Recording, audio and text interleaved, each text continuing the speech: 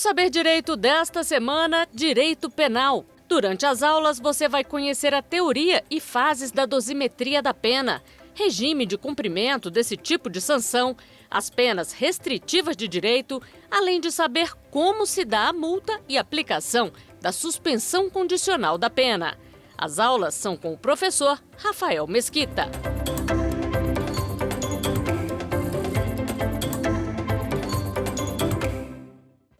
Senhoras e senhores, é um prazer enorme estar aqui com vocês. Este que vos fala, professor Rafael Mesquita, advogado militante na seara criminal, e eu gostaria de fazer um convite muito especial para que você pudesse nos acompanhar, então, ao longo destes 5 encontros.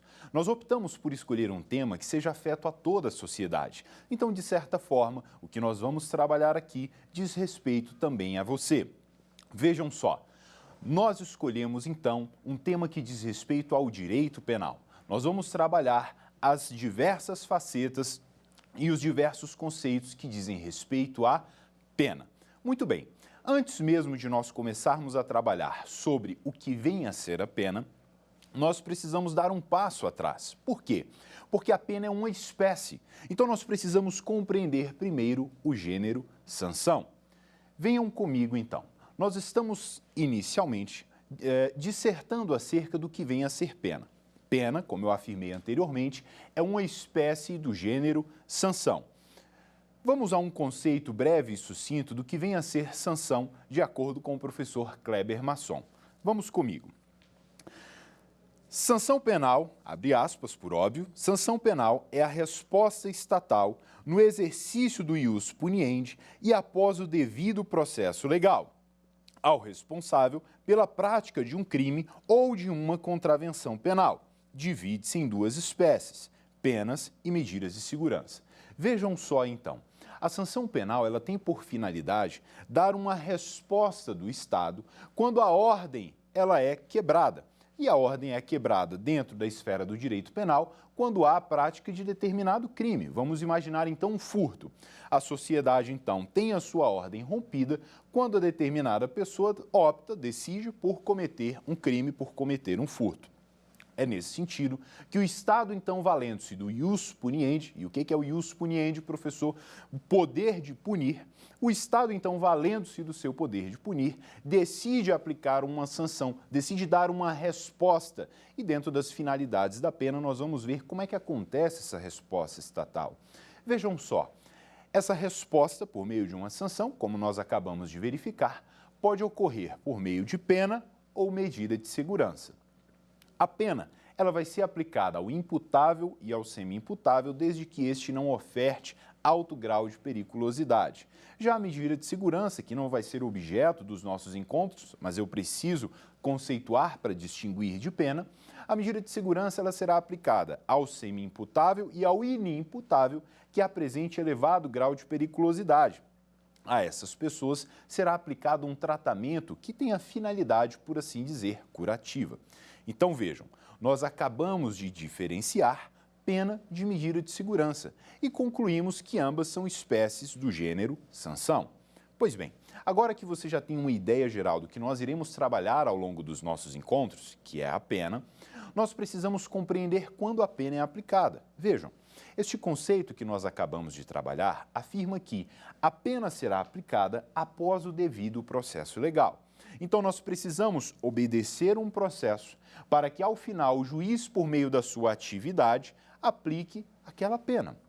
Ora, antes, então, de falarmos em pena, nós precisamos falar em crime. E, de forma bem rápida e sucinta, os senhores já devem saber que crime é a composição, é a união de um fato típico, de um fato ilícito e de um fato culpável. Todas as vezes, então, que o magistrado, e aqui vamos pensar via de regra, tá joia?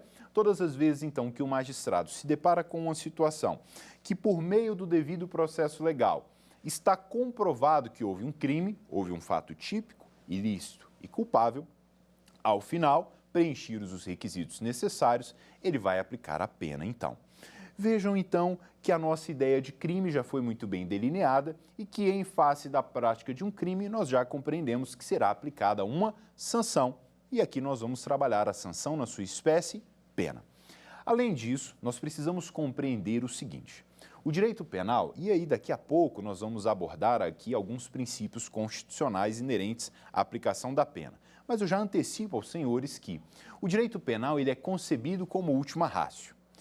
E aí você me pergunta, professor, qual é a ideia do direito penal enquanto última ratio? Venham comigo. O direito penal ele entra em ação quando os demais ramos do direito não são suficientes para contornar determinada situação. Imaginemos então que ocorre determinada circunstância, mas para resolver aquele problema nós podemos nos valer do direito civil. Ora, então o direito penal não precisa entrar em cena. Veja, o direito penal como última ratio será acionado quando os demais ramos do direito não forem suficientes.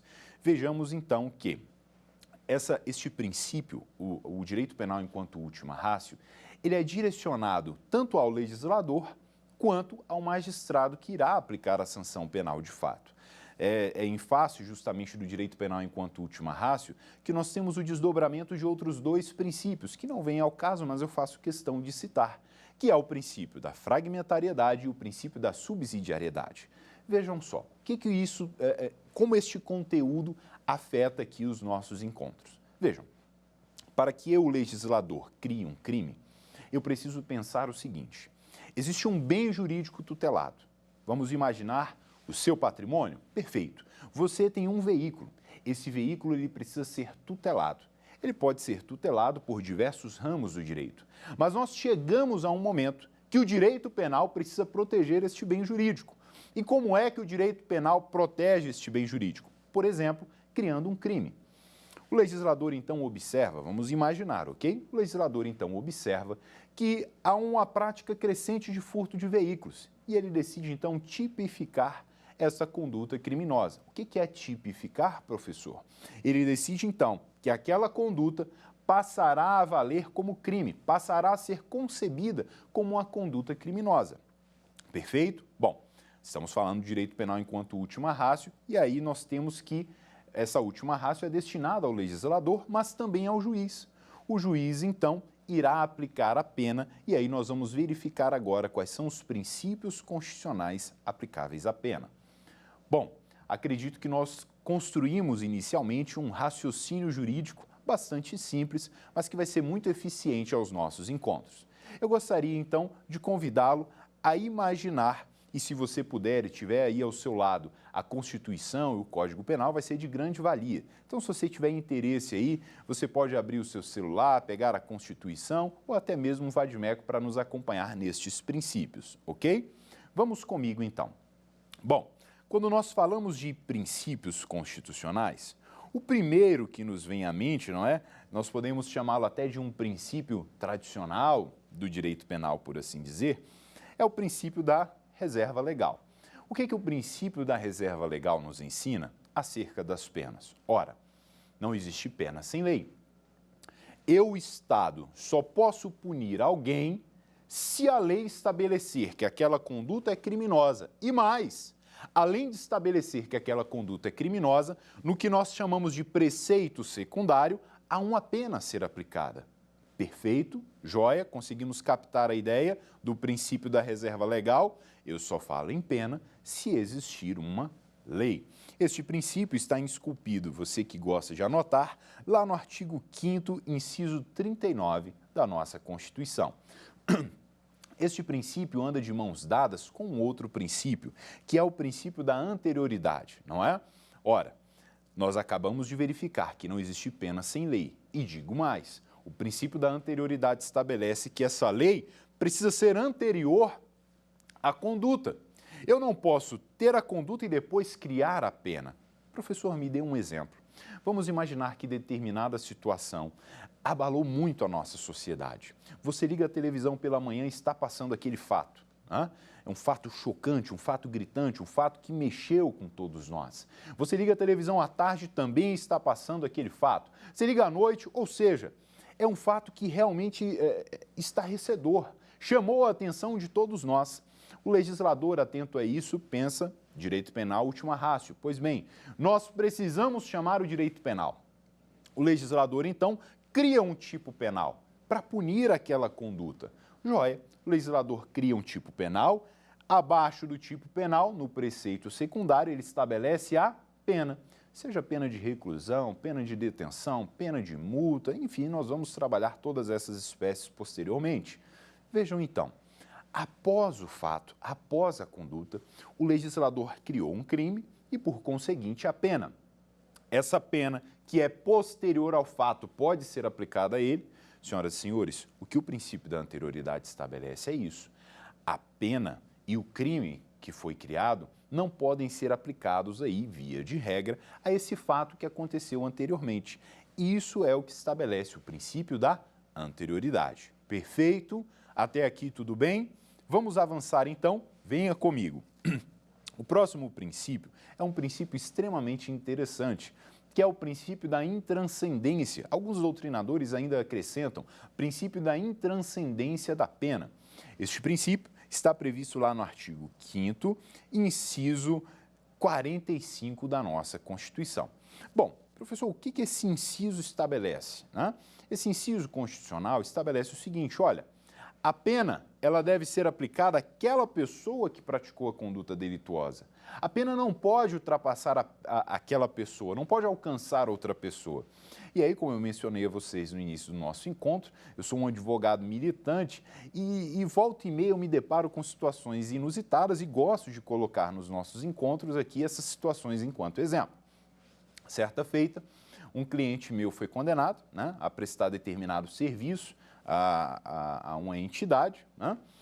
E aí o juiz determinou, olha, você vai ter que ir lá tantos dias, tantas horas, vai lá naquela entidade, você vai ajustar tudo e vai começar então a cumprir ali a sua pena, ok? Perfeito. Primeiro mês, meu cliente não apareceu, segundo não apareceu, terceiro não apareceu. O Ministério Público falou para o juiz, né, provocou o juiz no processo, olha, excelência, até agora nada, o que está acontecendo? E aí o magistrado, então, nos provocou para que nós pudéssemos dizer se estava acontecendo alguma coisa, porque ele não estava ali cumprindo a sua pena. Eu entrei em contato com ele, então, e ele era empresário e falou assim, doutor, minha vida está muito corrida. Não tem como eu mandar um funcionário meu para prestar serviço lá nessa entidade? Vejam só que curioso, não é? Você, que acabou de entender o princípio da intranscendência da pena, iria responder a ele de forma alguma. Se a pena foi aplicada a você, quem deve cumprir a pena? Você. E outra pessoa não vai ser alcançada por ela. Tá joia? Via de regra, em apertada síntese, é isso que você precisa compreender acerca do princípio da intranscendência. Vamos avançar então? Vamos lá. Princípio da inderrogabilidade. Esse também é muito curioso. E ele é curioso justamente por conta de algumas exceções que ele comporta. O princípio da inderrogabilidade afirma o seguinte, venham comigo. O princípio da inderrogabilidade afirma que todas as vezes que o magistrado verificar que houve um crime, há um fato típico, ilícito, culpável, há um crime, o devido processo legal chegou a essa conclusão, foi demonstrado por meio do devido processo legal que aconteceu um crime, o magistrado então deve aplicar a pena. Veja, olha a palavra que eu utilizei, o magistrado deve aplicar a pena. Este é o princípio da inderrogabilidade. Agora, no início da minha fala, eu disse para vocês que o que é interessante é justamente a exceção que se aplica a este princípio. Nós temos aqui, por exemplo, a questão do perdão judicial. Veja, vamos imaginar a seguinte situação. Imagine um pai, logo pela manhã, saindo atrasado para o trabalho, bastante atarefado, com a cabeça cheia, e dando ré ali com o seu veículo, saindo da garagem, ele não repara que o seu filhinho de 1 ano está passando atrás. E ali, sem nenhuma intenção, sem qualquer dolo, nada disso, ele acaba atropelando o seu filho. Veja que não há pena maior do que o próprio sofrimento que esse pai está passando. Você concorda comigo? Não é mesmo? Olha o tamanho da dor que aquele pai está sentindo. Em uma situação como essa, o próprio Código Penal estabelece que o juiz pode aplicar àquele pai o perdão judicial. E aí nós afastaríamos ali o princípio da inderrogabilidade. Perfeito? Vamos avançar então. Venham comigo. Olha só, nós temos ainda o princípio da humanidade, ou princípio da humanização das penas. O que esse princípio estabelece? E aqui eu gosto muito de conversar com aqueles que me ouvem, com aqueles que me assistem acerca desses aspectos. Vejam só, o criminoso, ele é rotulado como criminoso, mas ele não deixou de ser uma pessoa. Ele não deixou, eu digo mais, né? Parece redundante, mas veja, ele não deixou de ser uma pessoa humana. Logo, aquela pessoa, por mais que tenha cometido um crime, ela deve ter a sua dignidade, os seus direitos fundamentais, os seus direitos humanos preservados. É por isso que a Constituição veda, por exemplo, penas cruéis. Eu, magistrado, não posso condenar aquela pessoa a todo dia, 6 horas da tarde, levar 20 chibatadas. Por quê? Porque isso é desumano, isso é cruel. É por isso que, ao invés de criminoso, como muitas pessoas preferem, eu gosto de utilizar a expressão seguinte: pessoas em conflito com a lei. Porque às vezes quando nós utilizamos essa palavra criminoso, criminoso, criminoso, nós deixamos de reparar a pessoa que está por trás daquela conduta delituosa. Perfeito? Então, este é o princípio da humanidade. Avancemos então. Prometo que estamos logo acabando com os princípios, ok? Para não levá-los à exaustão, vou trabalhar somente os mais importantes. Então venham comigo. Nós temos ainda o princípio da proporcionalidade. Vejam que curioso. A pena, ela deve ser proporcional ao crime que foi praticado. Vamos pegar um exemplo absurdo, um exemplo esdrúxulo. Vamos imaginar uma pessoa que furta um pacote de bala na padaria, né? Foi lá na padaria, furtou um pacote de balas, né? De balinha ali, de doce. Pena de morte vai ser aplicada a essa pessoa. Ora, logo você vai arregalar os olhos para mim e vai dizer: professor, mas isso é desproporcional. É isso mesmo. Às vezes o óbvio precisa ser dito, não é? A pena aplicada deve ser proporcional àquele delito. Maravilha? Vamos avançar então. Bom, temos ainda o princípio da individualização. Este princípio está previsto lá no inciso 46 do artigo 5º da Constituição. Vamos ler, abre aspas. A lei regulará a individualização da pena e adotará, entre outras, as seguintes. Então veja, a lei regulará a individualização da pena. Por que este princípio é extremamente relevante? Esse princípio é importante para que nós compreendamos que a atividade do juiz, ela não é robotizada. O juiz, ele não funciona como uma calculadora. O juiz não funciona simplesmente fazendo um checklist para saber, bom, se houve crime, a pena vai ser essa. Não. A individualização da pena estabelece que a pena será aplicada de forma distinta a depender das especificidades do caso concreto. Professor, me dê um exemplo para eu entender esse princípio. Eu sou apaixonado por fazer júri, né? É uma das minhas paixões, gosto muito. E é muito curioso, porque quando você assiste, participa de um júri, volta e meia você se depara com a seguinte situação. Vamos imaginar, 5 pessoas estão ali no banco dos réus, ok? Essas 5 pessoas supostamente teriam envolvimento com aquela prática delituosa, com aquele crime. Vejam, os jurados optam por condenar. Só que aí quando você vai ver a pena é distinta para cada um deles. Pode ser que um tenha recebido ali 20 anos, outro 15 anos. Pode ser que para determinada pessoa tenha sido reconhecida uma qualificadora, nós vamos ver o que é isso e como isso influencia a pena. Pode ser que para determinada pessoa tenha ali sido reconhecida uma causa de diminuição de pena e para outra não. Perceberam? É isso que estabelece a individualização da pena. A pena a ser aplicada vai depender do caso concreto. Guarde essa palavra desde já. Concreto, ok? Vamos avançar. Vamos lá. Olha que curioso, olha que curioso.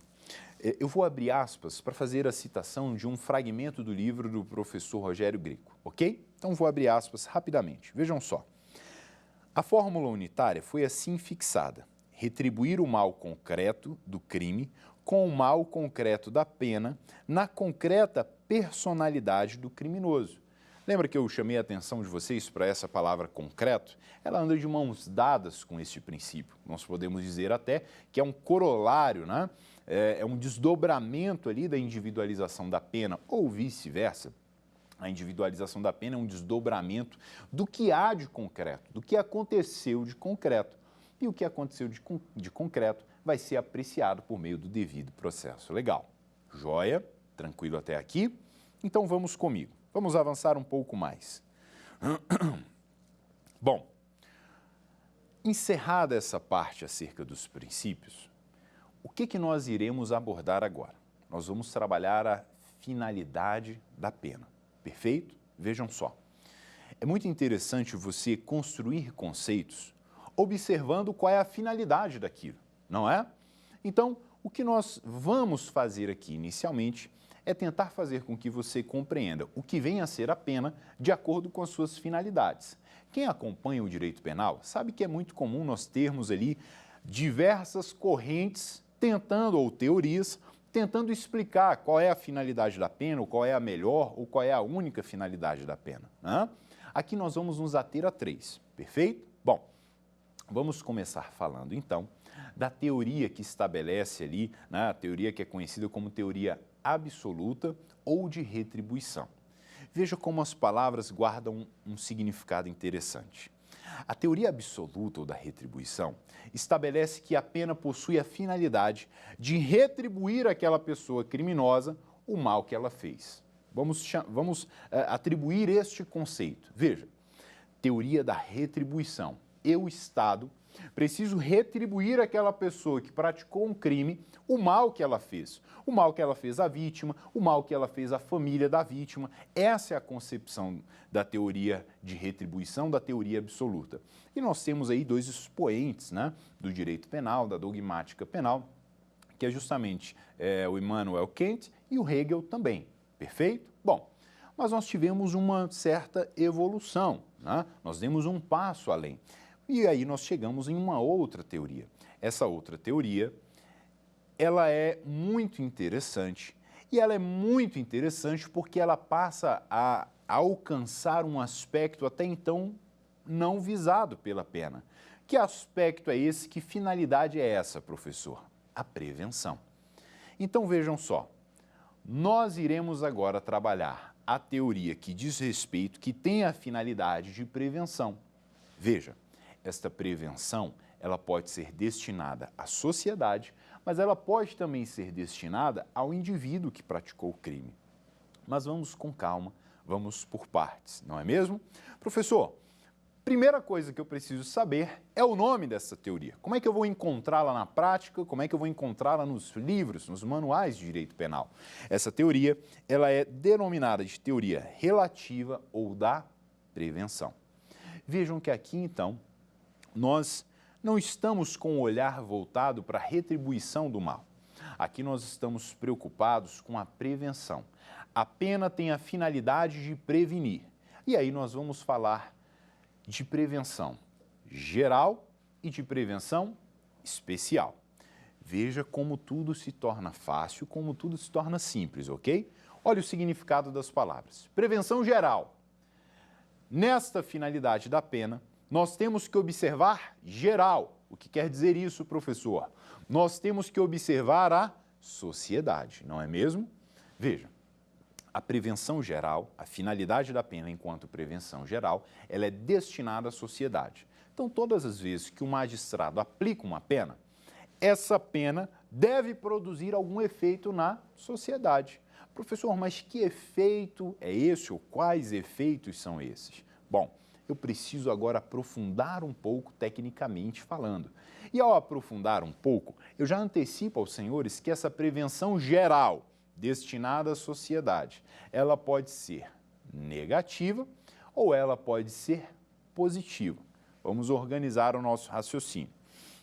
Vejam só, estamos falando das finalidades da pena. Nós falávamos agora há pouco da teoria absoluta ou da retribuição. A finalidade da pena é retribuir o mal praticado àquela pessoa que cometeu o crime. Perfeito? Joia. Nós estamos agora falando da teoria da prevenção ou teoria relativa.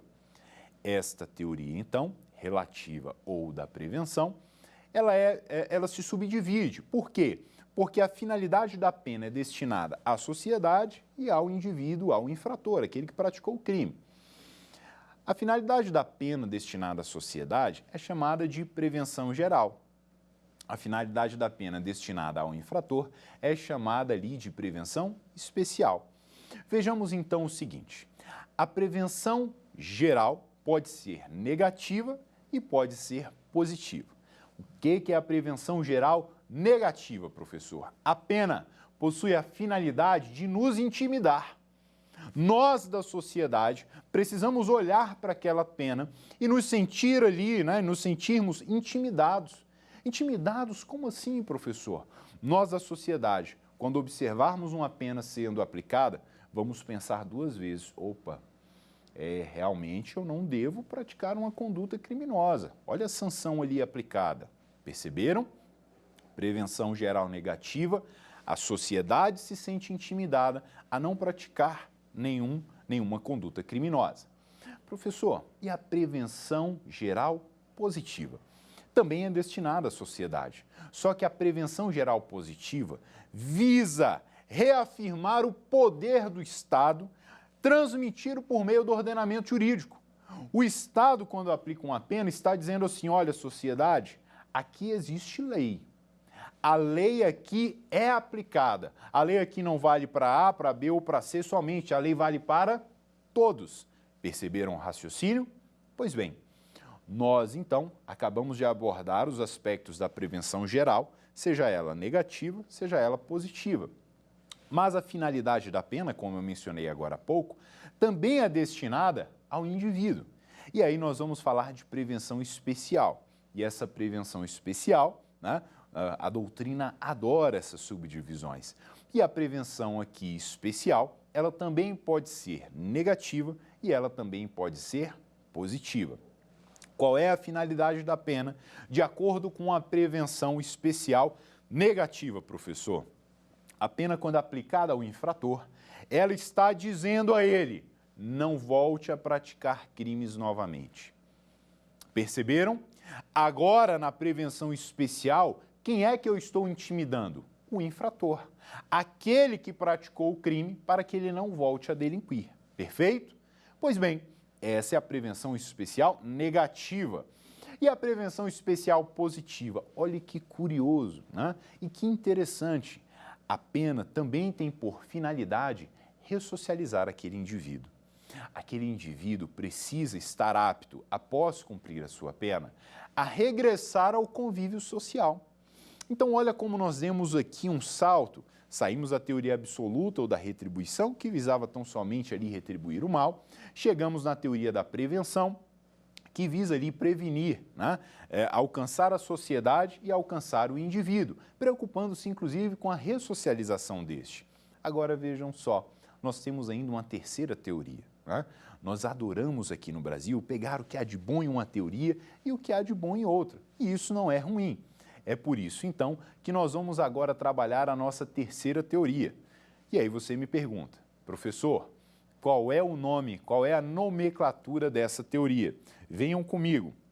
Nós vamos falar agora da nossa teoria mista ou conciliatória. Professor, teoria mista ou conciliatória? Exatamente. Aqui o que nós pegamos é o seguinte, a pena, ela tem sim que retribuir, de certa forma, aquele mal que foi feito. Isso traz para algumas pessoas, e vejam, aqui eu estou dando pareceres doutrinários para vocês, tá joia? Eu estou deixando o meu parecer, a minha opinião de lado e trabalhando o que os livros trazem. Então, a aplicação da pena traz uma espécie de paz, de sentimento de justiça à vítima, à família da vítima. Por isso, a pena tem sim essa finalidade de retribuição. Mas vejam, a pena também possui uma finalidade de prevenção. Perceberam que nós pegamos, então, aspectos da teoria absoluta ou de retribuição e aspectos da teoria da prevenção? Joia! Nós, então, chamamos essa teoria, como eu acabei de mencionar, de teoria mista ou conciliatória. Se você analisar, e daqui a pouco nós vamos trabalhar o artigo 59 do Código Penal, é esta a teoria que nós adotamos. Ok? Agora vejam. Nós não podemos jamais confundir, e quem gosta do direito penal e de repente está se preparando para uma prova, estudando para um concurso específico em que o direito penal é cobrado em abundância, é importante compreender isso. Nós não podemos confundir fundamentos da pena com finalidade da pena. Parece preciosismo, não é? Mas vejam, aqueles que gostam do direito penal precisam saber que há uma distinção entre esses dois termos. Enquanto a finalidade, que nós acabamos de trabalhar, é o objetivo final, o que eu quero com a pena? Eu quero alcançar esta finalidade. Perfeito. Os fundamentos são os pilares sobre os quais as penas são erigidas, construídas. Então, enquanto o fundamento está no início, a finalidade está no objetivo. Perfeito? Eu vou trabalhar com vocês, a doutrina traz diversos fundamentos, mas eu vou trabalhar aqui com vocês apenas os 6 mais importantes e que vocês eventualmente vão encontrar aí, seja em sentença judicial, seja em jornal, o que quer que seja, vocês vão ouvir essas expressões. E olha que interessante, né? Você já deve ter se deparado com uma situação em que você fala, meu Deus, nós precisamos de uma mudança. O direito penal precisa de mudança, nós precisamos de uma lei nova. Ora, nós só conseguimos criar este pensamento crítico se nós compreendermos tudo isso. Será que o direito penal precisa realmente de uma mudança? E essa mudança deve ser aonde? Nós precisamos criar mais crimes, precisamos aumentar as penas. Então é por isso que eu vou abordar com vocês, é por isso que este arcabouço teórico é extremamente importante. Venham comigo então, fundamentos da pena. Rapidamente, para não levá-los à exaustão. O primeiro fundamento, e aí vocês vão perceber, ora, se o fundamento diz respeito ao princípio, ele vai se relacionar com a finalidade, né? Ninguém começa aqui desenhando um cavalo e no final coloca uma cabeça de elefante. Uma coisa não se relaciona com a outra. Mas quando nós falamos de fundamentos e finalidades, vocês vão perceber que eles se relacionam, ok? O primeiro fundamento aqui apontado é o da retribuição. Abre aspas para citar o professor Rogério Sanches. Diz assim, confere-se ao condenado uma pena proporcional e correspondente à infração penal na qual ele se envolveu. Então veja, o que eu quero com a retribuição? Eu vou observar o princípio da proporcionalidade, da individualização da pena, na medida em que eu vou aplicar uma pena àquela pessoa que está em conflito com a lei, que retribua o mal que ele fez à vítima, à sociedade. Perfeito? Simples, não é? Próximo fundamento, reparação. Aqui nós temos um arcabouço voltado para a vitimologia. Nós estamos olhando agora para a vítima. A pena a ser aplicada também deve observar aquela pessoa que passou por aquela situação, a vítima, não é mesmo? E o que este fundamento diz, professor? Diz o seguinte, olha, se possível, eu preciso trazer alguma espécie de recompensa à vítima, né? De repente, aquela pena aplicada vai trazer um alento à vítima, um sentimento de que a justiça foi feita, não é? Eu já participei de alguns júris em que é um momento muito tenso, um momento em que, por exemplo, o pai da vítima vai falar ali, é chamado a falar acerca do seu filho, acerca do que aconteceu, se eventualmente ele presenciou, não é? E ali, muitas vezes, é um momento em que ele tenta transmitir para todos os jurados aquele sentimento de dor e de revolta que ele tem. Vejam só, uma pena aplicada pode trazer aquele pai, há quem entenda desta forma, há quem defenda isso, e eu preciso citar, mas há quem entenda então que uma pena aplicada traz àquele pai um alívio, um sentimento de justiça. Perfeito? Avancemos então. Próximo fundamento é o fundamento da denúncia. De acordo com o professor Guilherme de Souza Nutti, o que este fundamento nos ensina? Olha só, é a reprovação social à prática do crime. Reprovação social à prática do crime. O que este fundamento nos ensina? Olha, todas as vezes que eu construir, que eu conceber uma pena, essa pena deve ser voltada à sociedade. Lembra que nós falamos, teoria da prevenção geral? Essa pena também deve ser voltada à sociedade, na medida em que aquilo choca a sociedade e a sociedade se incomoda a ponto de, então, efetuar, por exemplo, uma denúncia. Ok? Avancemos. Próximo fundamento. Incapacitação, não é? O que este fundamento nos ensina? Perfeito. Professor, eu entendi o que o senhor falou. Nós precisamos retribuir o mal àquela pessoa, né, que praticou o crime. Nós precisamos recompensar, de certa forma, a vítima. Nós precisamos, então, criar uma pena que traga ali esse sentimento de denúncia da sociedade, mas nós também precisamos, por meio deste fundamento da incapacitação, retirar o criminoso do seio social, do seu convívio social. De acordo, então, com este fundamento, o que nós iremos fazer? Nós vamos aplicar a pena, se for necessário, né? Vamos falar, por exemplo, de uma pena privativa de liberdade.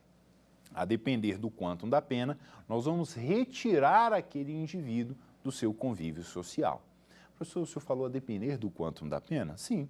Pode ser que ele comece o cumprimento de pena no regime aberto. E aí ele vai conviver ali com algumas limitações, mas vai continuar o seu convívio em sociedade. Já o indivíduo que começa no regime fechado, nós vamos falar nos nossos encontros sobre as espécies de regime, ok? Já o indivíduo que começa no regime fechado, ele vai ser totalmente privado do seu convívio social. Tranquilo? Próximo fundamento, e estamos quase acabando, é o penúltimo, é o fundamento da reabilitação. Lembra da prevenção especial positiva? A pena, quando pensada, ela deve também ser concebida para possibilitar àquele indivíduo a reinserção na sociedade, não é? Evitando desta forma o que nós ouvimos falar frequentemente, a reincidência. E que hoje é um problema, né? Faz parte da nossa realidade esse problema e nós precisamos pensar, então, em formas de contorná-lo. A reincidência, então, ela em tese é combatida com base neste fundamento da pena. Por fim, então, a dissuasão. O que é a dissuasão? O que significa isso? Por meio de uma pena, eu intimido, eu tento, então, desestimular aquela prática criminosa. Perfeito? Então, veja, de forma rápida, sucinta, em 5, 7 minutinhos, nós falamos aqui dos fundamentos da pena, matéria extremamente importante. Joia? Perfeito. Qual é o próximo tema, então, que nós vamos abordar acerca da pena? Bom, vejam, nós já falamos, então, como é que um crime é tipificado, atividade do legislador, e quando este crime é tipificado, no seu preceito secundário nós temos a pena, né? Então nós temos lá, matar alguém, artigo 121 caput, a pena está logo abaixo no seu preceito secundário. Vejam só então, como é então que nós iremos aplicar essas penas? Nós vamos falar aqui ao longo dos nossos encontros da dosimetria da pena. E o que é isso, professor? Veja só, a pena, quando aplicada, e aí nós vamos trabalhar isso com bastante calma, mas a pena, quando aplicada pelo magistrado, ela observa um critério trifásico, né? O magistrado, então, vai quantificar a pena observando 3 etapas. Na primeira etapa, nós vamos falar sobre as circunstâncias judiciais que estão lá no artigo 59 do Código Penal. Na segunda etapa, agravantes e atenuantes genéricas, que são previstas ali, artigo 61, 62, 65 do Código Penal. E na terceira etapa, nós vamos trabalhar as causas de aumento e de diminuição de pena. Mas veja só, antes de nós trabalharmos, então, esta quantificação da pena, antes de nós trabalharmos cada uma destas etapas de aplicação da pena, de acordo com o critério trifásico, nós precisamos compreender que a pena, ela existe e ela pode ser aplicada de algumas formas. Professor, como assim de algumas formas? Vejam, eu fui lá na frente para dizer para você que nós vamos trabalhar como é que o juiz quantifica uma pena, como é que o juiz chega a uma pena de 6 anos, de 8 anos. E agora eu dei um passo atrás para dizer aos senhores que antes de quantificar a pena, o juiz, nós, né, precisamos compreender aqui que existem algumas penas e elas são cominadas de forma distinta. Como assim, professor? O professor Kleber Masson elucida isso muito bem no seu livro Direito Penal, ali da parte geral. E ele diz, então, que nós podemos cominar, as penas podem ser cominadas, na verdade, por exemplo, de forma isolada. Olha o que diz o artigo 121 do Código Penal, né? O caput traz lá matar alguém e o preceito secundário estabelece a pena. A pena prevista é de reclusão. Vamos estudar mais na frente, quando formos trabalhar os regimes de cumprimento de pena, o que vem a ser reclusão, detenção, prisão simples. Mas veja, o que eu quero que você entenda? A pena cominada é cominada isoladamente. O que é isso, professor? Eu tenho uma possibilidade. Qual é a possibilidade para o homicídio aqui na modalidade simples? Reclusão. Perfeito? Ora, mas eu tenho outras situações em que eu posso cominar a pena de forma cumulativa. Como assim, professor? Olha o artigo 157 do Código Penal no caput. 157 que trata ali do crime de roubo. Diz assim, né? Nós temos subtrair coisa alheia móvel mediante emprego ali de violência, grave ameaça, o que descreve o crime de roubo. É o tipo penal. E logo abaixo nós temos a pena. E lá na pena, neste preceito secundário, nós temos com penas de reclusão e multa. Vejam, no critério anterior havia apenas reclusão. Homicídio simples, reclusão. Agora nós estamos falando do critério cumulativo. O legislador está dizendo, olhe, quando se pratica um roubo, pode ser aplicada a pena de multa e somada a pena de reclusão. Perfeito? Critério cumulativo? Sem dúvidas, não é? Preste sempre atenção no significado das palavras. Certa feita, um professor meu me disse o seguinte, olha, nunca diga que você não sabe nada. Nós sempre sabemos alguma coisa, ainda que seja ali o mínimo, ainda que seja superficial.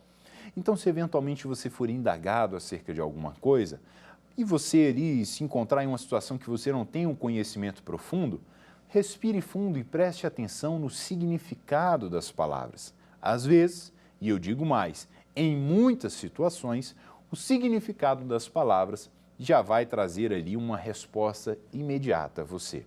Então veja, falamos então da cominação da pena de forma isolada, só reclusão, no nosso exemplo do homicídio.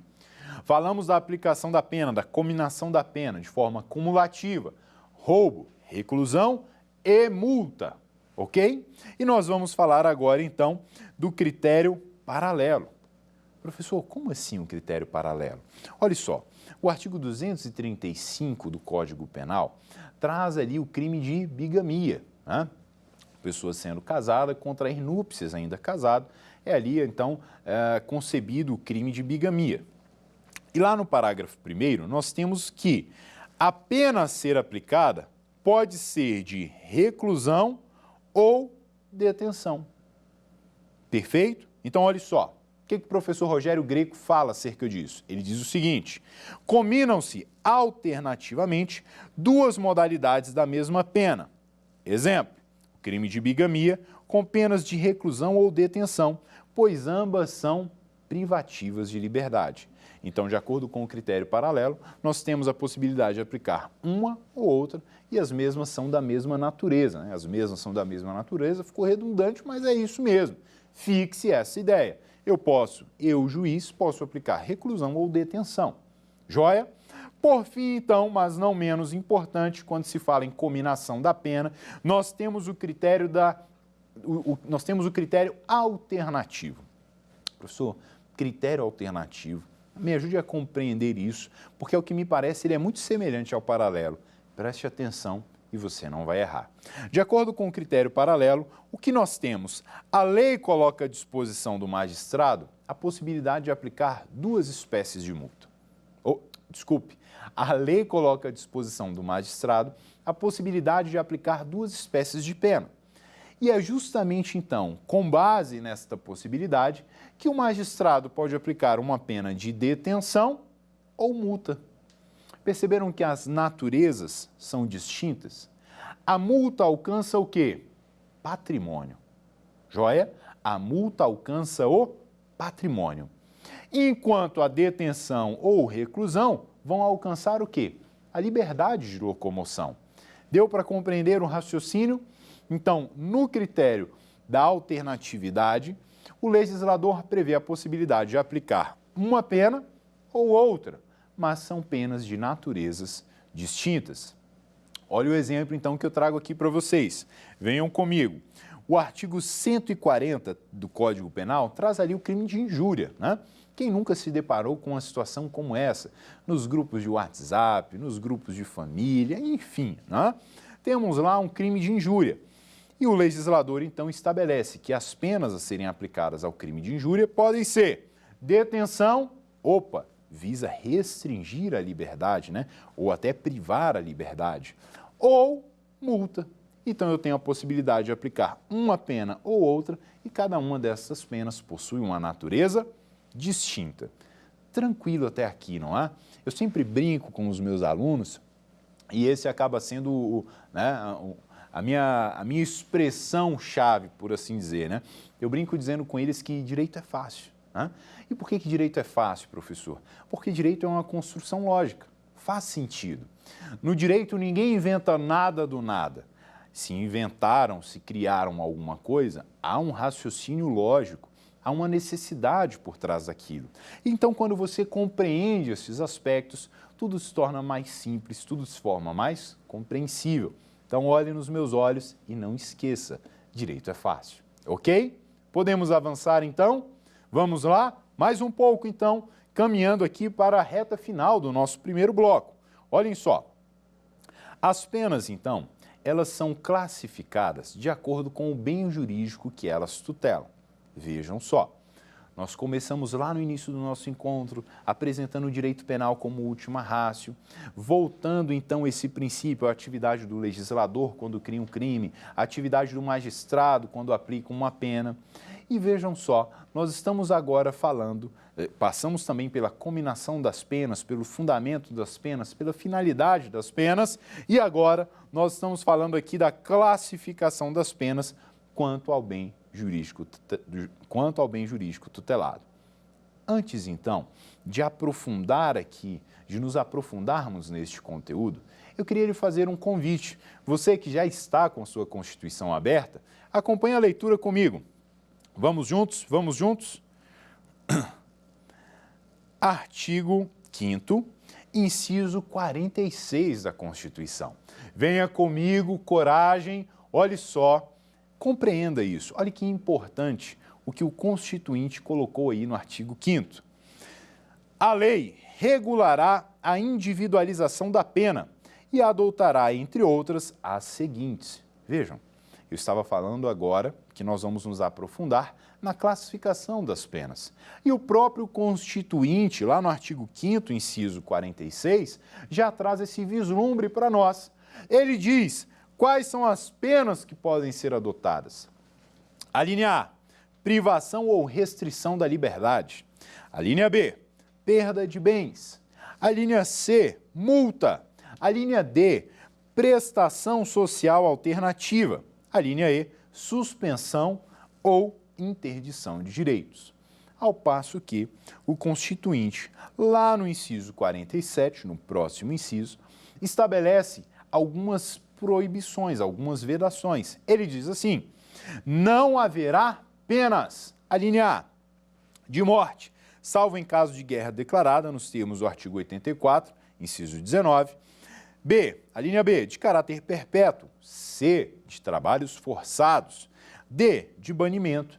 E E, cruéis. Então, essas penas são vedadas, são coibidas por nosso ordenamento jurídico. Agora, vejam só. Nós avançamos bastante aqui no nosso primeiro encontro e eu gostaria de caminhar aqui nesta reta final, resolvendo algumas questões com vocês. Vamos juntos, então? Vamos para a etapa do nosso quiz? Então, olha só, venha comigo, nós vamos agora responder algumas questões. Com base na resolução dessas questões, nós vamos, então, fazer um resumo de tudo aquilo que de mais importante nós abordamos ao longo do nosso encontro. Combinado? Então vamos lá para a primeira pergunta.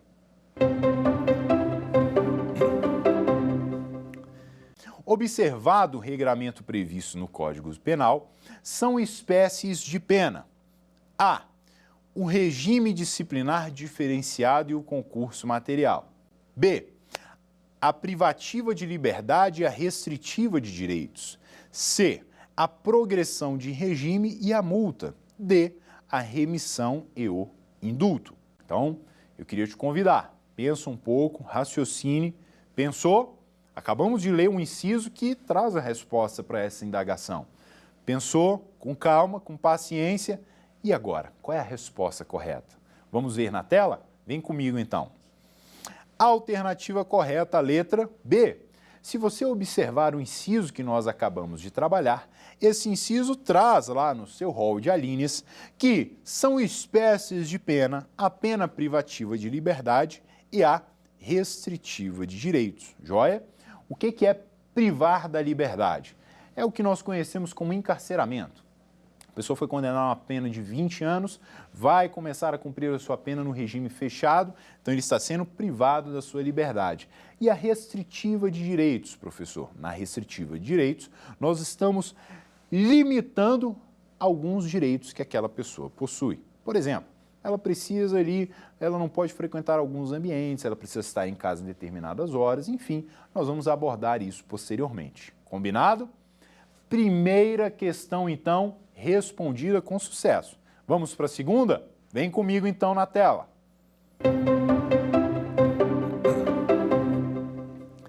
Tendo o direito penal a missão subsidiária de proteger os bens jurídicos e, com isso, o livre desenvolvimento do indivíduo e, ainda, sendo a pena vinculada ao direito penal e à execução penal, após a reforma do Código Penal brasileiro, em 1984, é correto afirmar que a finalidade da pena é, calma, às vezes ali, não é? Nós temos um enunciado enorme e aí você já fica preocupado, meu Deus, eu nem consegui compreender o enunciado.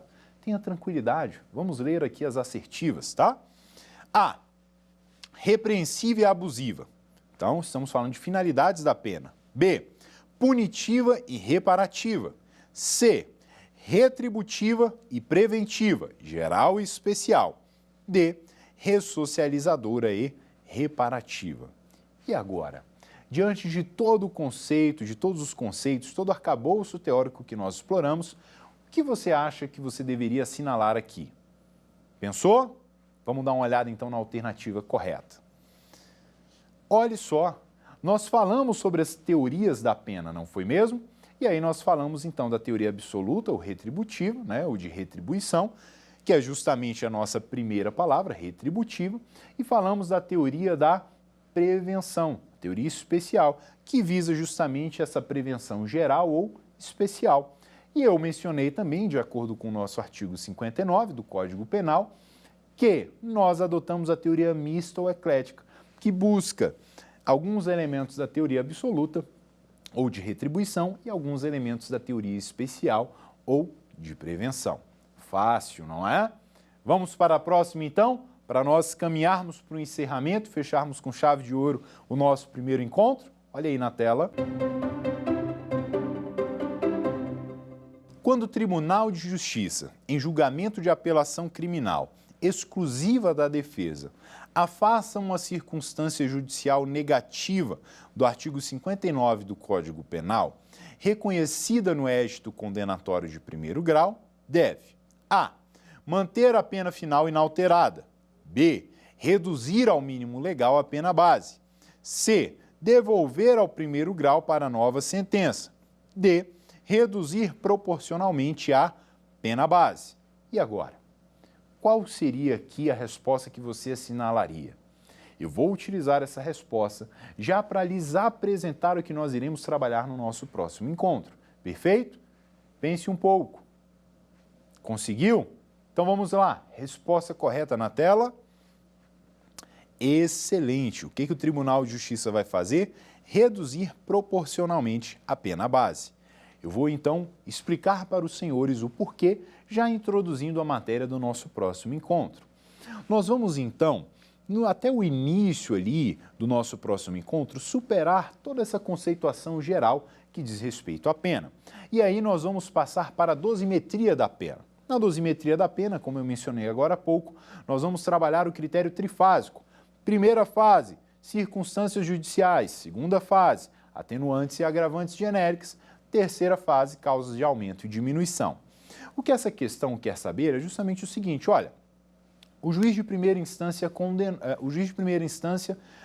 aplicou uma pena base, né? Aplicou a pena mínima, ok? Pois bem, o Ministério Público recorre, este recurso é apelação e vai para o tribunal. Lá no tribunal, ao observar a primeira fase da dosimetria da pena, o tribunal fala assim, não, mas houve um equívoco do juiz aqui. Na primeira fase da dosimetria da pena, o que o Ministério Público está pedindo merece provimento. O que o Ministério Público está pedindo na primeira fase da dosimetria da pena? Que ela seja aumentada, ok? Nós vamos falar sobre o patamar que é adotado, enfim. Mas então o Tribunal de Justiça observa que a apelação do Ministério Público, quando pede que a pena base seja aumentada, merece provimento. E aí o que o Tribunal de Justiça vai fazer nessas circunstâncias? Vai corrigir aquela sentença, aumentando a pena base de acordo ali com os critérios legais e jurisprudenciais adotados. Maravilha! Podemos finalizar por aqui? Eu não tenho dúvidas, então, de que o nosso encontro foi extremamente proveitoso, mas já fica o convite para que você possa acompanhar a continuidade das nossas aulas que dizem respeito à pena. Aguardo todos vocês, deixo um fraterno abraço e até já! Quer dar uma sugestão de tema para os cursos do Saber Direito? Então mande um e-mail para saberdireito@stf.jus.br ou entre em contato pelo nosso WhatsApp. O número é esse que aparece na sua tela. Você também pode estudar pela internet. Basta acessar o site tvjustiça.jus.br ou rever as aulas no canal da TV no YouTube. TV Justiça Oficial.